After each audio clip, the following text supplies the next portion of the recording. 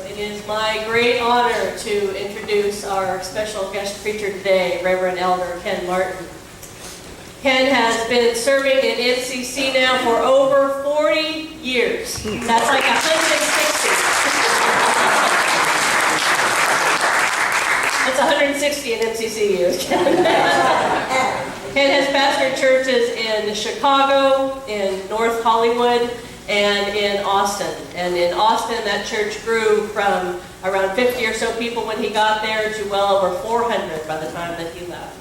He then went on to serve as an elder in our denomination for a long time. He's now retired, and he is living in Austin with his partner of 40 years, Tom.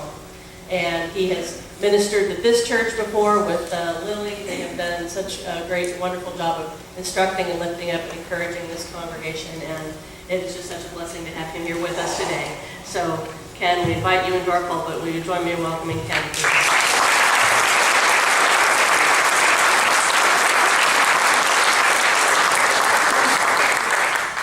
Well, first of all, I have to say I agree with what Lily said last night. If you cannot preach after hearing Covenant sing, you should just go home and sit down. First of all, I want to thank your wonderful pastor for the invitation to be here this weekend and to be here the whole weekend. Hasn't this been wonderful, Lily? Yes. We don't get to do this very often, do we? It's so thoughtful of you to have us here for everything, even though we were only taking part in some things. We've been able to experience this whole weekend, and it has been wonderful. And for the opportunity to spend this time with my colleague and my friend and my real partner in ministry for the last 8 years, Reverend Elder Lily Brock, and for the blessing of the music ministry of Covenant and Jeremiah Cummings. You have moved me to tears more than once in the last couple of days. You know, I grew up in a Southern Baptist family in Mississippi. My father had 3 brothers. All 3 of them were Southern Baptist evangelists. I have spent some time in revivals in my life.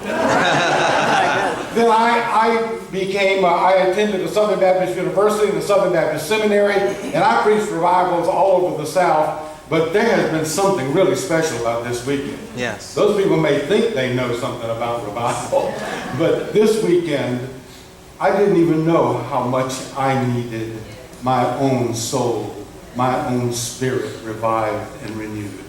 And that's happened here this weekend, and I give you thanks for that. And it's such a joy just to be a part of this and to be able to be with you this morning. There is a Welsh prophet and priest who describes God as the one who is always out ahead of us, the one who is always before us, the one who is always calling us to some new place, the one who is always asking us to do something even greater than what we have done before. And he says, when we get there, if we are lucky, we may see her footprints in the sand. We may smell his fragrance on the breeze, but God will already be gone.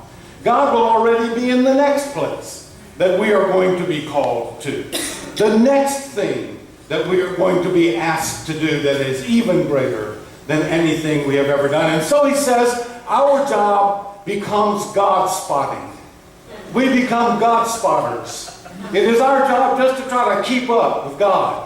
It is our job to listen so carefully that we can be clear about where it is that God is leading us and how God wants us to move from here to there. I really love that, because if there's anything I am sure about between God and this church, it is that God is not through with this church yet. Yes. God continues to call us to new places and to do even greater things than we could ever have imagined. And of course, that raises that very, very difficult question: how do you do it? How do you get from here to there? Fortunately, our faith story is filled with amazing people and extraordinary events, and sometimes just outright, plain, clear, direct advice about how to do that.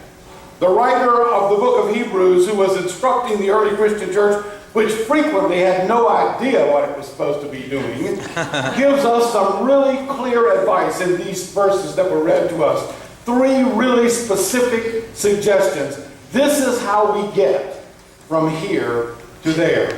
First of all, beginning in verse 32, recall those earlier days when, after you had been enlightened, you endured a hard struggle with sufferings, sometimes being publicly exposed to abuse and persecution, and sometimes being partners with other people who were being treated in that way. First of all, hold the past in remembrance.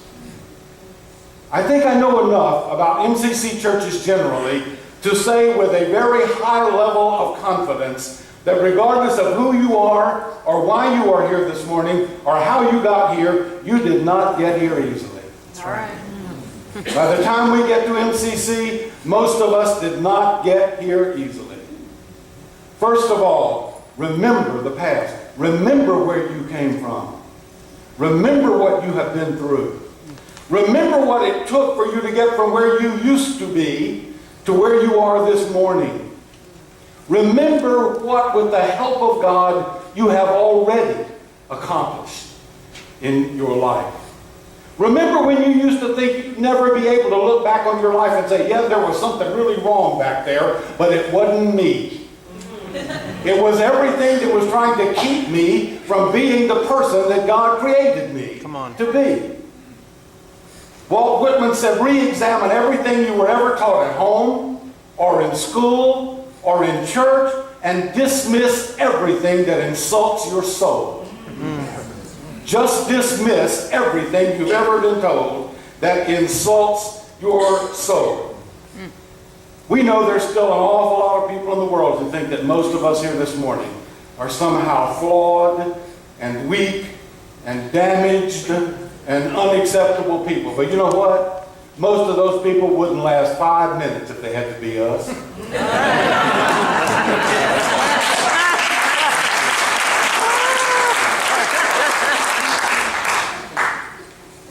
We did not get here easily. Individually, we did not get here easily.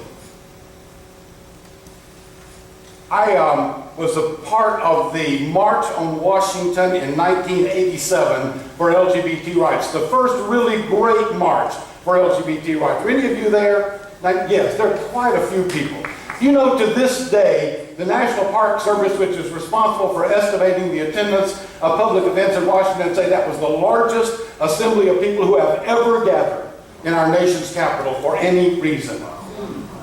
And I was marching with MCC. There were MCCers from all over the United States there, and we were told to gather at a certain place in a park on Pennsylvania Avenue, and we were told that the parade would start somewhere down the avenue, and then at some point we would be moved in, and so we were all gathered there, and we were waiting, and the parade started, and it went by us, and it was just hundreds and thousands of people, and after a while the parade marshal stopped the parade, and the MCC unit stepped out into the street, and we started marching again down Pennsylvania Avenue. As far as I could see in front of me and behind me, thousands of people with banners and flags and balloons and drums, and they were laughing and they were singing, and it was the most amazing experience.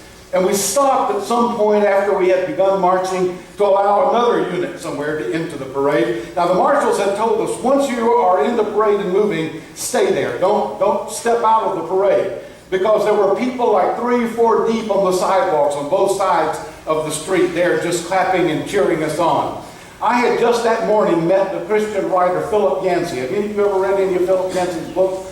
Wonderful writer. He marched with us that day. Wow. And it was the first time he had ever taken part in any kind of LGBT event. He was very, very nervous. And I was marching with Dr. Mel White. He introduced me to Philip Yancey. He was a friend of his. So we were stopped and we were talking to each other. And I looked over, and standing on the curb, just about as far as from me to that wall, there was a young man just standing there, and our eyes met, and he smiled at me, I smiled back at him, and then I turned back around, and we were talking some more, and something just compelled me to turn back around, and I turned back around and looked at him, and he was still looking at me, and he was still smiling, and he had tears running down his face. And you know how sometimes you just know that if you don't do something, you're going to regret it, you know, the rest of your life? And so I just stepped out of the parade, and I walked over onto the curb, and I stepped up on the curb, and we just put our arms around each other and hugged each other. And he whispered something in my ear, and I will never forget this. In that cacophony of noise around us, he whispered in my ear and he said, I know what it took for you to get here today. Now, a lot of people would say, well, that's silly. He didn't know you. How could he? But you don't think it's silly, do you? No. Turn to somebody around you and say, I know what it took for you to get here today. We did not get here easily. Individually, we did not get here easily. As a community of faith, we did not get here easily. We are part of a movement that has struggled to be 46 years old. I came into MCC in early 1974, right after the New Orleans fire, when somebody set a building on fire and our pastor and over a dozen members of our church burned to death. Since then, over 20 of our churches have been burned to the ground. Our pastors have been harassed. They have been beaten. They have even been murdered. Our churches have been vandalized. And you know, that's not all in the past. All right. If you ever find yourself taking it for granted that you can drive home to this beautiful property in the daylight and walk into this beautiful building and sit down here and worship God together, I want you to remember a little group, was 104 of them, LGBT Christian youth in Lahore, Pakistan, that I have been working with for the last few years. And when I have visited them, we have to meet after midnight in rooms with black cloth covering the windows. Because under Sharia law, if a family finds out that they have a gay or lesbian child, they have to kill that child in one of 4 ways. They have to strangle them, hang them, cut them in half, or throw them from a height so great that the fall will kill them. And most of those young people are being hunted by their own family members. When I went there the first time, I thought we were going to start an MCC church. It took me about 5 minutes to realize if we even said the word church out loud, we would be putting their lives in danger. And so now our MCC Global Justice Institute works with them just to create safe space and just tries to provide an opportunity for them to get together and worship together just a few times a year. As a group, we did not get here easily. The writer of Hebrews says, recall those earlier days when you endured. Hold the past in remembrance. Now here's what it doesn't say. It doesn't say live in the past. Come on. It doesn't say obsess about the past. It doesn't say catalog and review and regret every persecution you have ever suffered in your life. When I was a pastor, occasionally I would sit and listen to someone who could recite a litany of every injustice ever committed against them, every lover who ever did them wrong. And in my mind, I could see them going home, and in their backyard, they just had this little injustice garden. Rows and rows. They would just plant them and water them and fertilize them just to keep them alive. Sometimes I would say to those people, what a remarkably strong and courageous and resilient person you must be to have overcome all of that. The writer of Hebrews says, first of all, remember the past. Remember where you came from. Remember what you've been through. Remember what it has taken for you to get from where you used to be to where you are now. Because the past is not supposed to be a source of regret or shame for us. The past is supposed to be full of the memories that remind us of what remarkable and powerful people we are. Yes. Until Tom and I moved to California in 1980, I was not familiar with the practice of placing little crosses beside the road to mark the locations of horrible accidents where people were injured or died. If most of us are honest, we will admit when we look back on the journeys that brought us from where we used to be to where we are now, our journeys are marked by little crosses along the way. Those are the places where we were knocked down, where we were abused, where we were disappointed, where we were bullied. But when we look back on them now, we can say every single one of those places was a place where God picked us up and dusted us off and breathed new life into us and said, this is a new beginning for you, and set us on our way stronger than we had ever been before. When we look back now, those are no longer experiences of death and defeat, but just like this cross that we lift above us when we worship together, the grace and love of God transforms those too, from symbols of defeat and death to symbols of victory and power. Yes. Remember where you came from. Remember what you have been through, and accept the fact that it makes you a remarkable person. First of all, hold the past in remembrance. And then second, beginning, do not therefore abandon that confidence of yours. It brings a great reward. For you need endurance, so that when you have done the will of God, you may receive what is promised. First, hold the past in remembrance. Second, hold the vision in sight. Keep the vision in sight. You know, there is the religion of Jesus, and then there is a religion about Jesus. Right. And one of the biggest problems with the Christian church today is that it's more about the religion about Jesus than it is about the religion of Jesus. In MCC, we have accepted an amazing vision for ourselves and to share with the world. We have said we're going to show the world a church it has never seen before. We're going to create a church that is based more on the religion of Jesus than it is the religion about Jesus. The values of this church are going to be love and diversity and inclusivity and compassion and justice. And the way we're going to bring this church into reality is by proclaiming nothing but the unconditional love of God for every single person equal. And you know what? That's just asking for it. This business about welcoming everybody and accepting everybody is just asking for it. If you go this morning into a Baptist church or a Pentecostal church or a Presbyterian church or a Roman Catholic church, you can be pretty sure that everybody who's there every week believes pretty much the same thing, or they wouldn't be there. It's the fact that they believe the same thing that holds them all together. You put 5 MCC people together and you got 14 different ideas about how every single thing is supposed to be done. I don't have any reason to think your church is any different.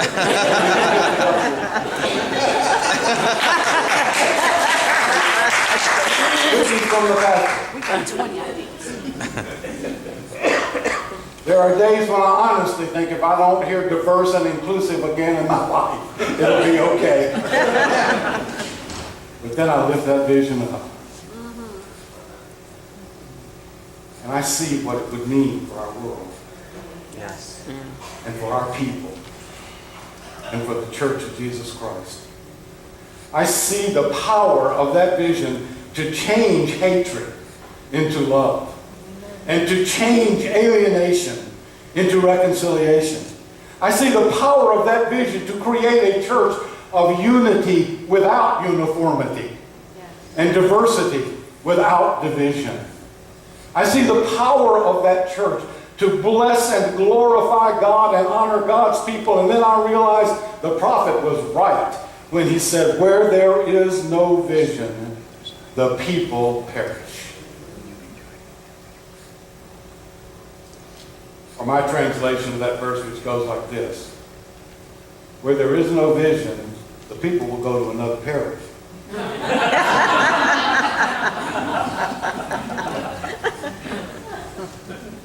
But make no mistake about it. This vision makes us different from most people. Yes. This vision makes our church different from most churches. 40 years ago, I heard Troy Perry say Come to MCC. We'll treat you so many different ways, you'll eventually like one of them.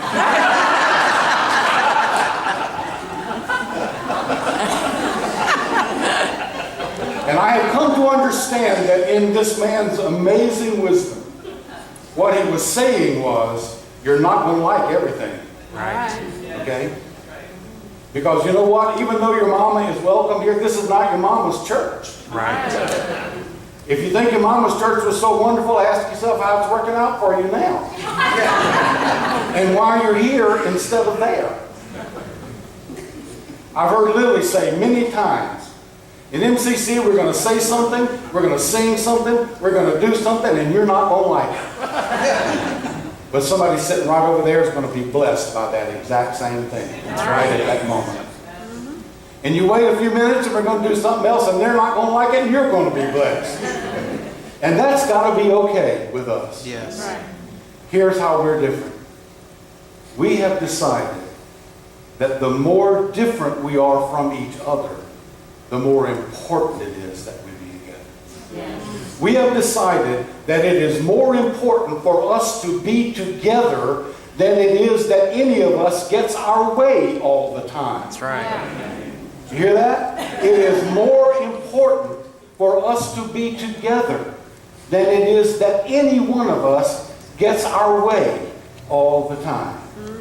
And that's got to be okay with us if we're going to show this world the church it has never seen before. Let me tell you a story about that. In 1985, I was the pastor of MCC in the Valley in North Hollywood, California, and I was the member of the Southern California Ecumenical Council. We were having a meeting in the Methodist Bishop's office in Pasadena one day, and there was a Roman Catholic priest there, and there was an Episcopal priest there, and at that time, the Episcopal and Roman Catholic churches were in dialogue about how their people might take communion together by the year 2000. Well, as you may know, right after that, the Episcopal Church started ordaining women. The Roman Catholic Church stopped the conversation. Now they'll probably never take communion together. But I said that day, if you want to know what it looks like when people from every different tradition takes communion together, come to MCC. We do it every Sunday. Not long after that, this bishop called me and he said, Ken, I just got a call from the World Council of Churches, and they are sending a visitation team to Los Angeles, and they want me to set their agenda, and I want to bring them to MCC. All right. So this is going to happen on a Saturday morning, so get some of your most articulate people, together. They're only going to have 25 minutes, while they're there. So that Saturday morning came, and we were sitting around our church drinking coffee and eating donuts, and I started hearing sirens, and there were more and more of them, and they got louder and louder. And I walked down Cahuenga Boulevard and looked down, and about 20 motorcycle officers leading a line of black stretch limousines as far as I could see, and they pulled right into our parking lot. We had no idea what we had gotten ourselves into. After they were all in the parking lot, about 5 cars of international press pulled in.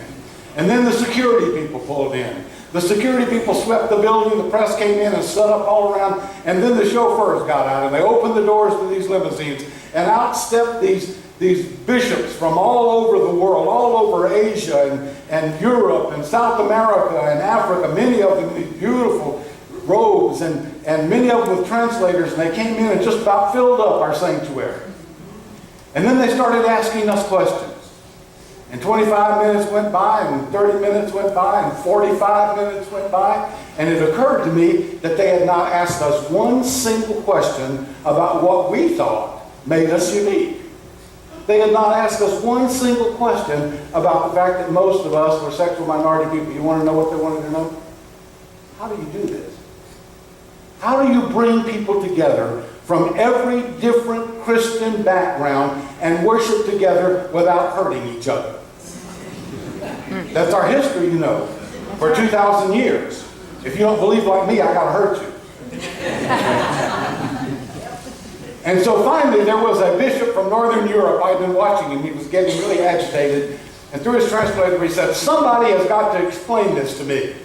He said, how can you possibly all come to this table and take communion together when you don't even believe the same thing about communion? Some of you believe in transubstantiation. Some of you believe in consubstantiation. Some of you believe in real presence. Some of you don't. Some of you think this is just a symbolic meal. How do you come take communion together when you don't even believe the same thing? And one of the lay women in our church, without even missing a beat, said, oh, that's easy for us. We just believe that if you'll come up here, God will turn this into whatever you need for it to be. Yes. You should have seen them. These are supposed to be the smartest ecclesiological minds in the world. And it had never occurred to them, if they would just get over themselves and come to the table, God is able to make this whatever you need for it to be. We have decided it is more important for us to be together than it is that any of us gets our way all the time. First of all, hold the past in remembrance. Remember what you have been through and what it took for you to get here. Keep the vision in sight. And then finally, but we are not among those who shrink back and are so lost, but among those who have faith and so are saved. Finally, be faithful where you are right now. We don't live in the past, do we? We don't live in the future, do we? We live here and now. I think today, at least, my favorite scripture from the Hebrew scripture is from the prophet Isaiah. Very familiar, you will recognize it. Those who wait upon the Lord shall have their strength renewed.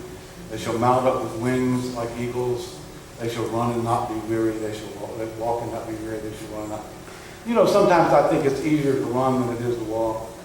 If the running part of this is the fun, exciting stuff we all do together, but if the walking part of it is the everyday, steady, constant, faithful, do what God needs for you to do today, and then tomorrow, and then the next day, then it's harder just to walk than it is to run. I heard your pastor stand right here Friday night and share an amazing vision of this church. I got so excited I almost went and called Tom and said, let's move to Florida.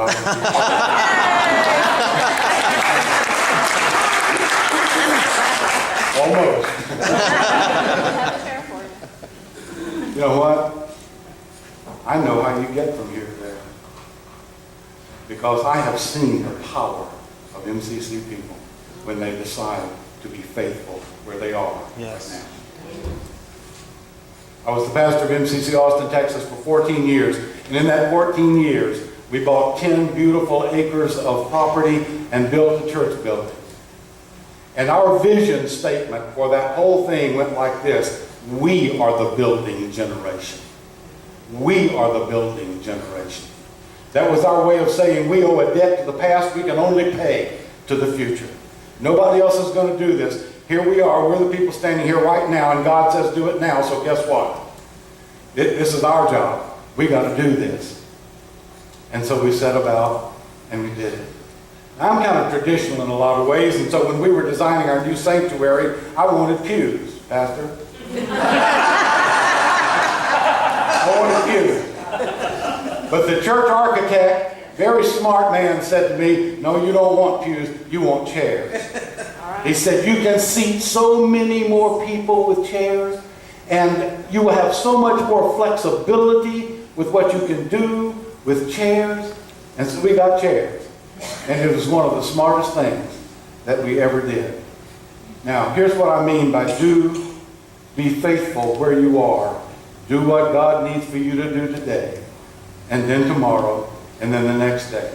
I can't be here next Sunday night for your benefit, but here's what I can do. You know, when your pastor said I preached to myself the first time, was that you or was that Lily who said that? Yeah, he said I preached. Well, I was thinking about this last night, and I thought, you know, I better preach to myself first about this. So I got a $100 bill here, and I'm going to give this to somebody before I leave here today to buy 4 tickets for this benefit next Sunday night. And here's why. I want to know that next year there is going to be more room here for people to come and experience what I have experienced here this weekend.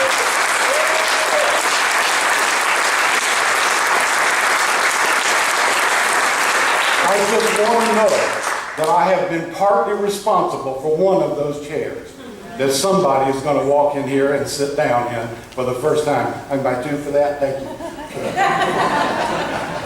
And here's why. You will never gather here to worship the way we are gathered to worship right now. But that somewhere right here, right around your church, right now, this morning, there will be a young lesbian woman saying to herself, am I always going to be as lonely as I am this morning? You will never gather here to worship like we are gathered right now, but that somewhere in your city there is a young gay man thinking that taking his own life is the only way out of it for him.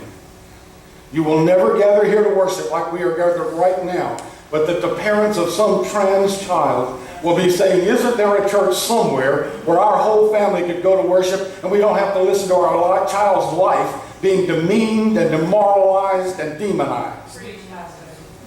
We will never gather here to worship like we are right now, but that somewhere in this city, a young couple will be leaving another church. A husband and wife will say to each other, we can't ever go back to that church. Isn't there a church anywhere where they know about the religion of Jesus instead of just the religion about Jesus? And they talk about it.